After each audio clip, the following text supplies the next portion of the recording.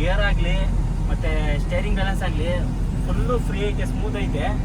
A C ಗಾಡೀಲಿ ಪಾಗ್ಲೆ ಅಂಬು ಕೂಡ ಕೊಟ್ಟಿದ್ದಾರೆ. ಅಂದರೆ 100 ಲೀಟ್ರ್ ಡೀಸೆಲ್ಗೆ 4 ರಿಂದ 5 ಲೀಟ್ರ್ ಡೆಫ್ ಕುಡಿಯುತ್ತಿದ್ದು. 3018 ಜಾಕ್ ಕೊಡ್ತಾನೆ. ಈ ಗಾಡೀಲಿ ಜಾಕ್ ಕೊಡಲ್ಲ. ಹಳೆ ಗಾಡಿಗಳಲ್ಲಿ ಡೋರ್ ಓಪನ್ ಆದರೆ ಇಂಡಿಕೇಟರ್ ಓಪನ್ ಆಗೋದು, ಈಗ ಇಂಡಿಕೇಟರ್ ಓಪನ್ ಆಗಿಲ್ಲ.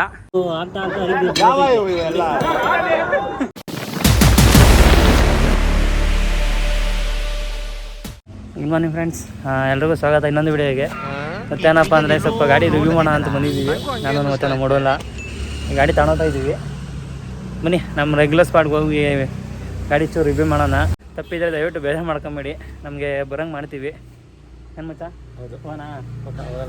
ಇವಾಗ ಗಾಡಿ ಸ್ಟಾರ್ಟ್ ಮಾಡಿದೆ. ಇದ್ರ ಬಗ್ಗೆ ಸ್ವಲ್ಪ ತಿಳ್ಕೊಳೋದು ಇನ್ನೂ ಬೇಜಾನೈತೆ. ಐಚರ್ ಬಗ್ಗೆ 1597 ಕಿಲೋಮೀಟ್ರ್ ಹೊಡೆದ್ರು ಗಾಡಿ. ಬಟ್ ಆಟೋಮೆಟಿಕ್ ತೋರಿಸುತ್ತೆ ನೋಡಿ, ಡೇಟು ಎಲ್ಲ ಮಾಡೋದು. ಬನ್ನಿ, ನಮ್ಮನ್ನು ರಿವರ್ಸ್ ಮಾಡ್ತೀನಿ ಅಂತ ಹೊರಗಡೆ ಕೂತವನೆ, ನಮ್ಮ ಅಪ್ಪ ನೋಡ್ಕೊಂತಾರೆ. ಬನ್ನಿ ಹೊರಡ. ಕ್ಯಾಮ್ರಾ ಹಾಕ್ಸ್ಬೇಕು. ಮತ್ತೆ ಒಂಚೂರು ನಾಲ್ಕೆತ್ತದನ ಇನ್ನೊಂಚೂರು ಎತ್ತು ಸಾಕು ಬಿಡು. ಇನ್ನೊಂಚೂರು ಲೈಟ್ ಆಗಿತ್ತು. ಸಾಕು. ಇನ್ನೊಂದೇನಪ್ಪ ಅಂದರೆ ಐಚರು ಗೇರ್ ಕೇಳಲ್ಲ, ಅದೊಂದು ಖುಷಿ ನೋಡಿ. ಆರಾಮಾಗಿ 5th ಓದ್ತೈತೆ. ಗೇರ್ ಆಗಲಿ ಮತ್ತು ಸ್ಟೇರಿಂಗ್ ಬ್ಯಾಲೆನ್ಸ್ ಆಗಲಿ ಫುಲ್ಲು ಫ್ರೀ ಐತೆ, ಸ್ಮೂತ್ ಐತೆ, ಆರಾಮಾಗಿ ತಿರುಗಿಸ್ಬೋದು. ಒಂಥರ ಬೆಂಜ್ಗಿಂತ ಇದೆ ಸ್ವಲ್ಪ ಲೈಕ್ ಆಯಿತು. ಅದು ಬೆಂಜೇ ಬಿಡಿ, ಬೆಂಜು ಮೇಂಟೆನೆನ್ಸ್ ಸ್ವಲ್ಪ ಹೆವಿ ಪರ್ಫಾರ್ಮೆನ್ಸ್ ಜಾಸ್ತಿ, ಬ್ರ್ಯಾಂಡೆಡ್ ಅದು. ನೋಡಿ ನಮ್ಮ ಸ್ಪಾಟ್ ಬಂತು. ಮುಂಚೆ ಯಾರು ಅವರಲ್ಲ ಬಡಿಗೆ ಹಾಕ್ಬೋದಲ್ಲ ಗಾಡಿ ಹಾಕು. ಫ್ರೆಂಡ್ಸ್, ಇನ್ನೊಂದು ವಿಡಿಯೋಗೆ ಸ್ವಾಗತ. ಯೋಗೇಶ್ ವ್ಲಾಗ್ಸ್ಗೆ. ಏನಪ್ಪ ಅಂತಂದರೆ ಭಾಳ ದಿನ ಆದಮೇಲೆ ಹೊಸ ಗಾಡಿ ತಾಣಿ ಇನ್ನೊಂದು ಅದು ಗಾಡಿ ತಂದು 1 ವರ್ಷ ಆಯಿತು. ಈಗ ಏನಕ್ಕಪ್ಪ ಇದೇ ತಾಣಿ ಅಂತಂದರೆ ಐಚರ್ 3019. ಇದು ಬಂದು 12 ಟನ್ನು ಇಲ್ಲ 13 ಟನ್ ಪಾಸ್ ಆಗುತ್ತೆ. ಮತ್ತು ಇದು ಬಂದು 20 ಫೀಟ್ ಹೈಟೆಕ್ ಬಾಡಿ.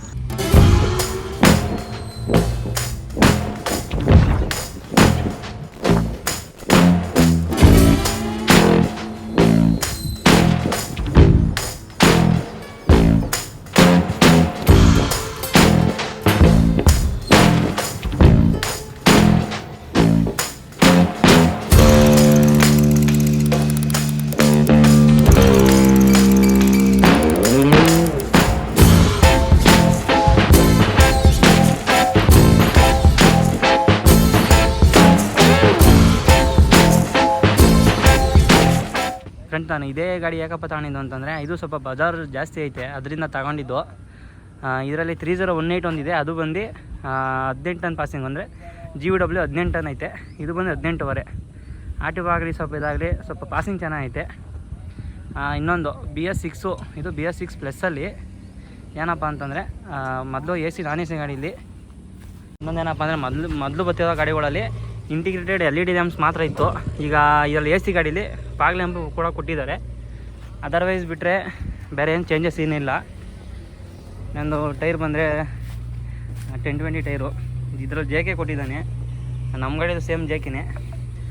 ಆಮೇಲೆ ಮತ್ತೆ ಇನ್ನೊಂದೇನಪ್ಪ ಅಂದರೆ ಸಸ್ಪೆನ್ಷನ್ ಬ್ಲೇಡ್ ಕೊಟ್ಟಿದ್ದಾನೆ. ಅದ್ರ 5 ಹೆವಿ ಸಸ್ಪೆನ್ಷನ್ ಗುರು ಇದರಲ್ಲಿ ಮಾತ್ರ.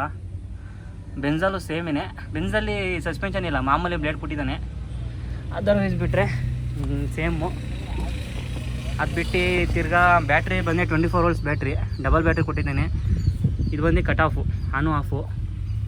ಇನ್ನೊಂದು ಅದರ್ವೈಸ್ ಬಂದರೆ ಸ್ಪೇಸು ಇಲ್ಲಿ ಸಖತ್ತಾಗಿದೆ. ಇನ್ನೊಂದು ಏನಪ್ಪ ಅಂದರೆ ECM ಸ್ವಲ್ಪ ಕವರ್ ಮಾಡಬೇಕಾಯ್ತು, ಅದು ಮಾಡಿಲ್ಲ. ಓಪನ್ ಕೊಟ್ಟಿದ್ದಾರೆ, ಮಳೆ ಬಂದರೆ ಸ್ವಲ್ಪ ಎಲ್ಲ ಹಿಂಸೆ ಆಗುತ್ತೆ. ಇದು ಬಿಟ್ಟರೆ ಇಂಜಿನ್ ಬಂದು E494 180 ಹಾರ್ಸ್ ಪವರ್ ಇದು ನೋಡಿ.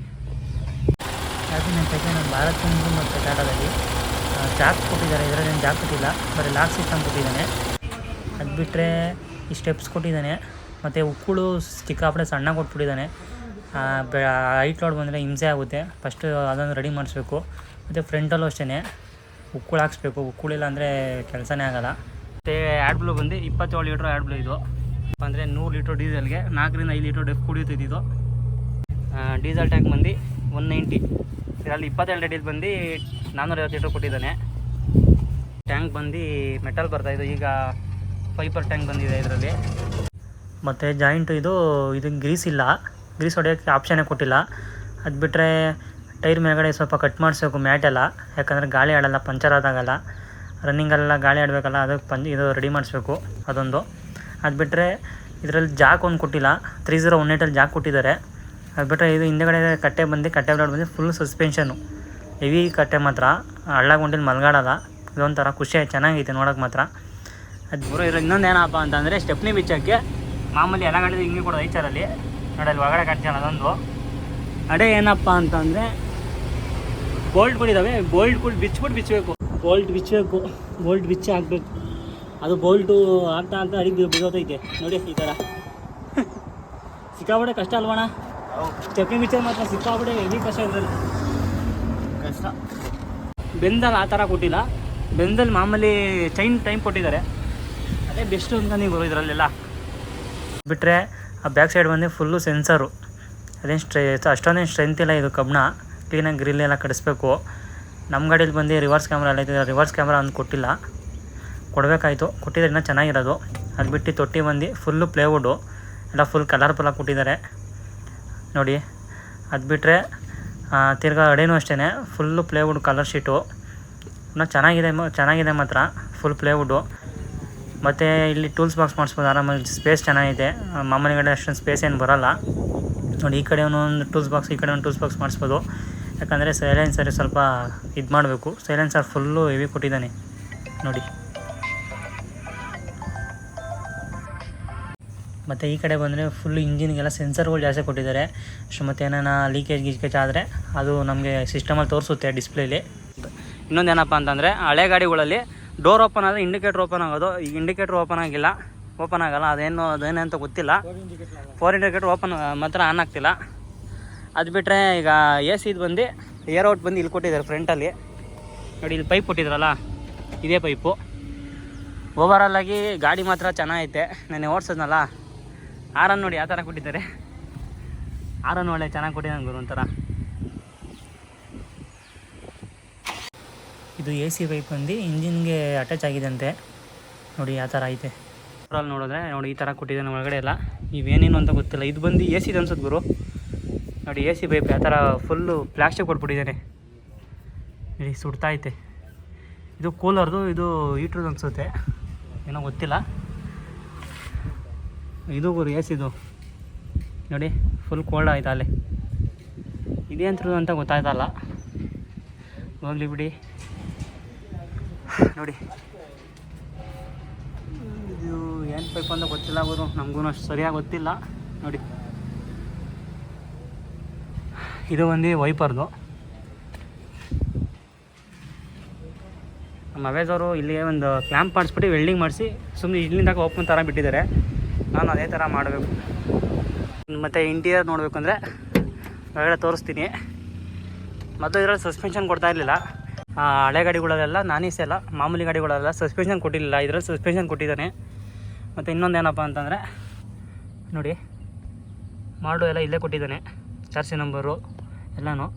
ಇದರಲ್ಲಿ 11:15 ಅಂತ ಇದೆ ಲೋಡ್ ಗಾಡಿ, 11:15 ಬರೋಲ್ಲ. ಇದು ಖಾಲಿ ಗಾಡಿ ಕಮ್ಮಿ ಬರುತ್ತೆ, ಅದೊಂದು ಮೇನ್ ಇದರಲ್ಲಿ ಇದು ಪ್ಲಸ್ ಪಾಯಿಂಟು.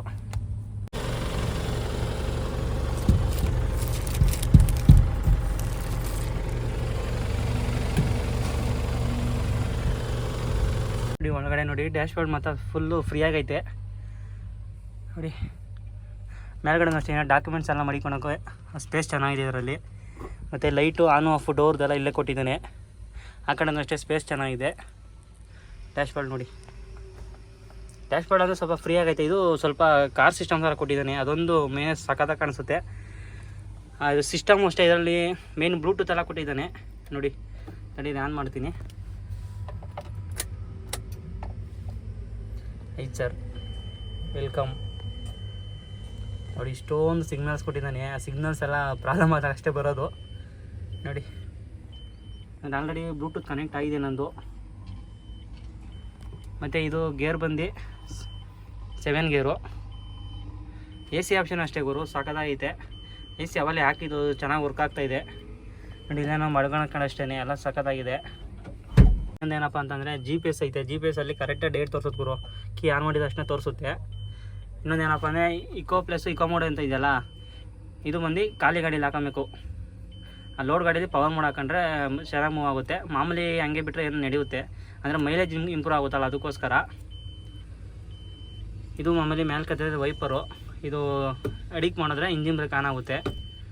ಮತ್ತು ರೈಟ್ ಸೈಡ್ಗೆ ಬಂದರೆ ಈ ಬಟನ್ನ 3 ಸೆಕೆಂಡ್ ಪ್ರೆಸ್ ಮಾಡಿ ಇಟ್ಕೊಂಡ್ರೆ ಕ್ರೂಸ್ ಕಂಟ್ರೋಲ್ ಇದೆ ಇದರಲ್ಲಿ. ನಾವು 60ರಲ್ಲಿ 70ರಲ್ಲಿ ಹೋಗ್ತಾಯಿದ್ರೆ ಅದು ಅಷ್ಟರಲ್ಲೇ ಹೋಗ್ತಾ ಇರುತ್ತೆ, RPM ಕಮ್ಮಿ ಆಗೋಲ್ಲ. ಏನೋ ಮುಂದೆ ಸ್ಕೀಮ್ಸ್ ಏನಾರ ಬಂದರೆ ಬ್ರೇಕ್ ಹಿಡಿದ್ರೆ ಸ್ವಲ್ಪ ಕಂಟ್ರೋಲ್ ಆಗುತ್ತೆ ಅವಾಗ. ಒಂದು ಇದು ಏನಪ್ಪ ಅಂತಂದರೆ ಇಲ್ಲಿ ಫುಟ್ ಇಟ್ಕೊಳೋಕ್ಕಷ್ಟು ಚೆನ್ನಾಗಿ ಕೊಟ್ಟಿದ್ದಾನೆ, ಖಾಲಿ ಕಣಕ್ಕೆಲ್ಲ. ಮತ್ತು ಬ್ರೇಕ್ ಬಂದು ಇದು ಪ್ಯಾಡೇ ಬೇರೆ ಥರ ಐಚರಲ್ಲಿ. ಎಕ್ಸ್ಲೇಟ್ರ್ ನಮ್ಮ ಕಡೆ ಸೇಮ್ ಕೊಟ್ಟಿದ್ದಾನೆ ನೋಡಿ. ಮತ್ತು ಮಾಮೂಲಿ ಗಾಡಿಗಳಲ್ಲಿ ಈ ಥರ ಏನು ಕೊಟ್ಟಿರಲ್ಲ, ಐಚರಲ್ಲಿ ಮಾತ್ರ ಈ ಥರ ಕೊಡ್ತಾರೆ, ಅದೊಂದು. ಮತ್ತು ಸೀಟ್ ಬಂದು ಫ್ರೀ ಆಗೈತೆ, ಸ್ಲೀಪರ್ ಮಾಡಿಸಿದ್ರೆ ಇನ್ನೂ ಫ್ರೀಯಾಗಿ ಆಗುತ್ತೆ. ಮತ್ತು ಸ್ಲೀಪರ್ ಬಂದು ನೋಡಿ ಈ ಥರ ಸ್ಪೇಸ್ ಕೊಟ್ಟಿದ್ದಾನೆ. ಆಮೇಲೆ ಕರ್ಟನನ್ನು ಹಾಕೊಬೇಕಾದ್ರೆ ಕರ್ಟನೆಲ್ಲ ಸ್ಪೇಸ್ ಕೊಟ್ಟಿದ್ದಾನೆ. ಬೆಂಜಲ್ಲಿ ಏನು ಇಷ್ಟೊಂದು ಕೊಟ್ಟಿಲ್ಲ ಇದು ಫೆಸಿಲಿಟಿ. ಇಲ್ಲಿ ಏನಾರ ಬಾಟ್ಲು ಗಡ್ಡೆ ಇಟ್ಕೊಳಕ್ಕಷ್ಟೂ ಇದು ಸ್ಪೇಸ್ ಚೆನ್ನಾಗೈತೆ ನೋಡಿ. ಇದು ಹ್ಯಾಂಡ್ ಬ್ರೇಕ್ ಮಾತ್ರ ಬೇರೆ ಕಡೆ ಕೊಡಬೇಕಾಯ್ತು, ಮಲಿಕಣಕ್ಕೆ ಸ್ವಲ್ಪ ಹಿಂಸೆ ಆಗುತ್ತೆ, ಇದು ಒತ್ತುತ್ತೆ ಸೀದಾ ಮಲಿಕಣಕ್ಕಾಗಲ್ಲ ಅದೊಂದು. ಅದು ಬಿಟ್ಟು ನೋಡಿ ಸ್ಪೇಸು ಅಷ್ಟೇ, ಇದು ಓಪನ್ ಆಗುತ್ತೆ. ಇಲ್ಲಿ ಏನಾರ ಟೂಲ್ಸ್ ಬಾಕ್ಸ್ ಎಲ್ಲ ಮಡಿಕೊಬೋದು ಅಂತ ಹೇಳಿದ್ರು. ಏನು ಅಷ್ಟೊಂದು ಸ್ಪೇಸ್ ಇಲ್ಲ ಒಳಗಡೆ, ಬೆಂಜಲ್ಲಿರೋ ಅಷ್ಟೇನು ಸ್ಪೇಸ್ ಇಲ್ಲ. ಮತ್ತು ಇನ್ನೊಂದು ಹಿಂದೆಗಡೆ ಗ್ಲಾಸ್ ಒಂದು ಸೇಫ್ಟಿ ಇಲ್ಲ ಗುರು, ಕಳ್ತನ ಆಗೋದು ಜಾಸ್ತಿ, ಅದು ಸ್ವಲ್ಪ ಏನಾರ ಲಾಕಿಗೆ ಮಾಡಿಸ್ಬೇಕು. ಮತ್ತು ಸ್ಪೀಕರ್ ನೋಡಿ, ಸ್ಪೀಕರ್ ಇಲ್ಲಿ ಕೊಟ್ಟಿದ್ದಾನೆ, ಆ ಕಡೆ ಒಂದು ಈ ಕಡೆ ಒಂದು ಕೊಟ್ಟಿದ್ದಾನೆ. ತಿರ್ಗಾ ಸ್ಪೀಕರ್ ಬಂದು ಎಲ್ಲೂ ಕೊಟ್ಟಿಲ್ಲ, ಅವೆರಡೇ ಕೊಟ್ಟಿರೋದು. ಇದು ಬಂದು ಡ್ಯಾಶ್ ಬೋರ್ಡು, ಇದು ಸ್ಪೇಸ್ ಚೆನ್ನಾಗಿದೆ, ಏನೋ ಡಾಕ್ಯುಮೆಂಟ್ಸ್ ಏನಾರ ಮಾಡಿಕೊಳೋಕ್ಕೆ. ಮತ್ತು ಫ್ರಂಟಲ್ಲಿ ಎಷ್ಟು ಮತ್ತು ಏನಾರ ಮುಂದೆ ಹಳ್ಳ ಗುಂಡಿ ಏನೋ ಇದ್ದರೆ ಅದೊಂದು ಚೆನ್ನಾಗಿ ಕೊಟ್ಟಿದ್ದಾನೆ. ಲೆಫ್ಟ್ ಸೈಡಲ್ಲಿ ಅಷ್ಟೇ ಅಡೆ ಏನಾರ ಟೈರ್ ಗೀರ್ ಏನಾರ ಕಲ್ಗಳು ಇದ್ದರೆ ಅದೊಂದು ಕಾಣ್ಸೋಕ್ಕೆ ಮಾತ್ರ ಅದೊಂದು ಲೆಫ್ಟ್ ಸೈಡ್ ಒಂದು ಮಿರರ್ ಕೊಟ್ಟಿದ್ದಾನೆ. ಅದು ಬಿಟ್ಟರೆ ಓವರಾಲ್ ಆಗಿ ಗಾಡಿ ಮಾತ್ರ ಚೆನ್ನಾಗೈತೆ, ನನಗಂತೂ ಇಷ್ಟ ಆಯಿತು.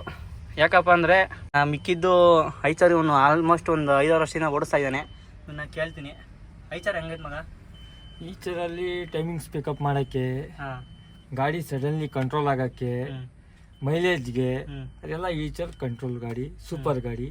ಆಲ್ಮೋಸ್ಟು ಐಚರ್ ಕಿಂಗಿ ಅಂತಾರೆ ಎಲ್ಲರೂ. ಐಚರ್ ಮಾತ್ರ ಆಲ್ಮೋಸ್ಟ್ ಬೆಂಕಿ. ಆಮೇಲೆ ಇನ್ನೊಂದು ಇದು AC ಅಂತಾರಲ್ಲ, AC ಎಲ್ಲ OC ಇದು.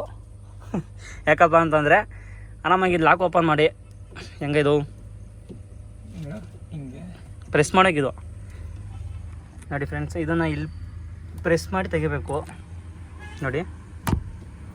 ಪ್ರೆಸ್ ಮಾಡಿ ಮೇಲೆ ಕೆತ್ತಿದ್ರೆ ಓಪನ್ ಆಗುತ್ತೆ ನೋಡಿ. ರನ್ನಿಂಗಲ್ಲಿ ಮಾತ್ರ ಗಾಳಿ ಚೆನ್ನಾಗಿ ಬೀಸುತ್ತೆ ಹಿಂಗೆ ಹಾಕೊಂಡ್ರೆ. ಆ ಬೆಂಜಲ್ಲಿ ಈ ಥರ ಕೊಟ್ಟಿಲ್ಲ, ಟಾಟಾ ಗಾಡಿಲೂ ಈ ಥರ ಕೊಟ್ಟಿಲ್ಲ. ಆಮೇಲೆ ಇದು ಬಂದು ರೀಜನರೇಷನ್ ಬಟನ್, ಇದು 3 ಸೆಕೆಂಡ್ ಇಟ್ಕೊಂಡ್ರೆ ಅಷ್ಟು. ಮತ್ತೆ ಏನೋ ಗ್ರೀನ್ ಸಿಗ್ನಲ್ ಬಂದಾಗ ಆಟೋಮೆಟಿಕ್ ಆಗುತ್ತೆ, ರೆಡ್ ಬಂದರೆ ಇದನ್ನು ಕಂಟ್ರೋಲ್ ಮಾಡಲೇಬೇಕು. ಆಮೇಲೆ ಪಾಸ್ವರ್ಡ್ ಎಲ್ಲ ಕೊಟ್ಟಿದ್ದೀನಿ ಇದಕ್ಕೆ, ಅದನ್ನು ಹೇಳ್ಕೊಟ್ಟಿಲ್ಲ. ಓವರಾಲ್ ಬಂದರೆ ಗಾಡಿ ಮಾತ್ರ ಬೆಂಕಿ. ಏನಂತೀರ ಅಡೋಲ್? ಗಾಡಿ ಬಗ್ಗೆ ಮಾತಾಡೋದೇನು ಇಲ್ಲ. ದಯವಿಟ್ಟು ಏನಾನ ಇದರಲ್ಲಿ ಬೇಜಾರಾಗಿ ತಪ್ಪಾಗಿದೆ, ನಮಗೆ ಅಷ್ಟೊಂದು ರಿವ್ಯೂ ಮಾಡೋಕ್ಕೆ ಬರೋಲ್ಲ ಗಾಡಿ ಬಗ್ಗೆ. ಅದು ಮಾಡೋರಿಗೆ, ಗಾಡಿ ರಿವ್ಯೂ ಮಾಡೋರಿಗೆ ಸರಿ, ಅದಕ್ಕೋಸ್ಕರ ಏನಾರು ತಪ್ಪಿದೆ ದಯವಿಟ್ಟು ಬೇಜಾರು ಮಾಡ್ಕೊಂಬಿಡಿ. ಏನೇ ಇದ್ರೆ ವೀಡಿಯೋದಲ್ಲಿ ಕಮೆಂಟ್ ಮಾಡಿ. 3018 ಒಂದು ನನ್ನ ಫ್ರೆಂಡ್ದೊಂದಿದೆ, ಅದೊಂದು ರಿವ್ಯೂ ಮಾಡ್ತೀನಿ. ನಾನು ಬೆಂದ ರಿವ್ಯೂ ಮಾಡಿಲ್ಲ ಅದೊಂದು ನಾನು. ಫ್ರೆಂಡ್ಸ್, ಇನ್ನೊಂದು ವೀಡಿಯೋ ಸಿಗೋಣ. ಇನ್ನೊಂದೇನಪ್ಪ ಅಂತಂದರೆ ಇದನ್ನು ನಾಳೆ ಸೋಮವಾರ RTO ಮಾಡಿಸ್ಬೇಕು. ಈಗ ನಮ್ಮ ಪ್ರತಾಪವ್ರ ಅಣ್ಣನೂ ನಾಳೆ ಲೋಡ್ ಇದೆ, ಆಗ ಬೆಂಜ್ನ ಕೊಟ್ಕಳಿಸ್ತೀನಿ. ಇದು ನಾನು ನೆನ್ಮಂಗ್ಲ ರಿಜಿಸ್ಟ್ರೇಷನ್ ಮಾಡಿಸ್ತಾ ಇದ್ದೀನಿ. ನೆನ್ಮಂಗ್ಲ ಅಂದರೆ ಈಗ ನನ್ನ ಹಳೆ ಗಾಡಿನೂ ನೆನ್ಮಂಗ್ಲನೇ ಇರೋದು, 52 ಪಾಸಿಂಗು. ಈಗಲೂ 52 ಮಾಡಿಸ್ತೀನಿ. ಇನ್ನೆಲ್ಲ ಮುಗಿಸ್ಕೊಂಡು ಹೋಗ್ತಾ ಇದ್ದೀವಿ. ನಮ್ಮ ಅಡೋರವರೇ ಓಡಿಸ್ತಾ ಇದ್ದಾರೆ. ಇನ್ನು RTO ಅಲ್ಲೇ ಫೋನ್ ಮಾಡಿದರು, ಯಾಕಪ್ಪ ಅಂದರೆ ರಿಜಿಸ್ಟ್ರೇಷನ್ಗೆ. ನಾನು ಮೊಬೈಲ್ ಸೈಲೆಂಟಲ್ಲಿ ಇಕ್ಕಿದ್ದೆ, ನೋಡಿಲ್ಲ. ಇನ್ನು ನೆಕ್ಸ್ಟ್ ವಿಡಿಯೋ ಸಿಗೋಣ ಫ್ರೆಂಡ್ಸ್, ಬಾಯ್.